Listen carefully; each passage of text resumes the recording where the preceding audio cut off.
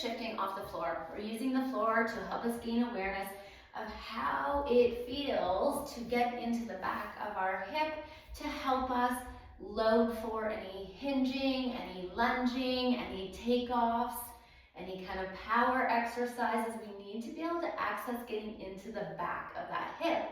And so it's really important to know what that feels like rather than it just being a cue that you hear.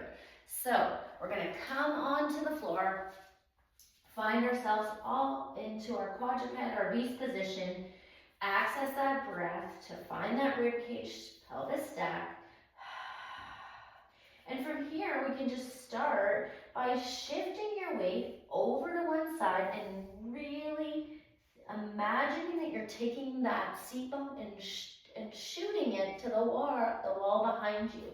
Really feeling that you'll notice and a stretch through here, okay? And just use the floor even like a little push from your hands to kind of access and get into it a little bit more. What we're avoiding here is hiking that hip up to make it happen or coming here and making the rib cage flare to make it happen. So keeping that rib cage in and just really, it's such a delicious stretch when you start to feel it of just going side to side and really bringing awareness here and trying to push back into the back of that hip.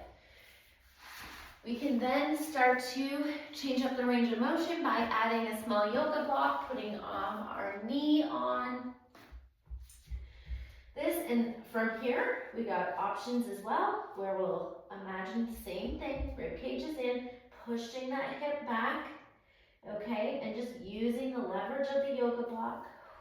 Feel it a little deeper, we're on this elevated surface, okay, and then other options that we will do here as well is getting into the back of that hip and then inviting with an exhale that this knee matches up with this knee, and then can you let that knee come back down to the floor by pushing that hip back in space.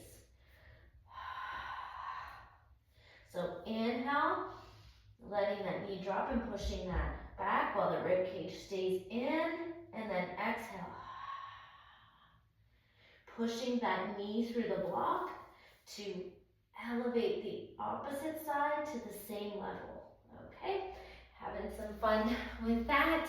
And then we can also add some resistance to that, and putting this band on our thighs and coming in and doing that same. So you're gonna come in, make sure you're set up, pushing that hip back in space, and then exhale, pushing away that knee into the block, and then inhaling, allowing that knee to softly come back down. All while you're thinking about letting that seat bone shoot out behind you.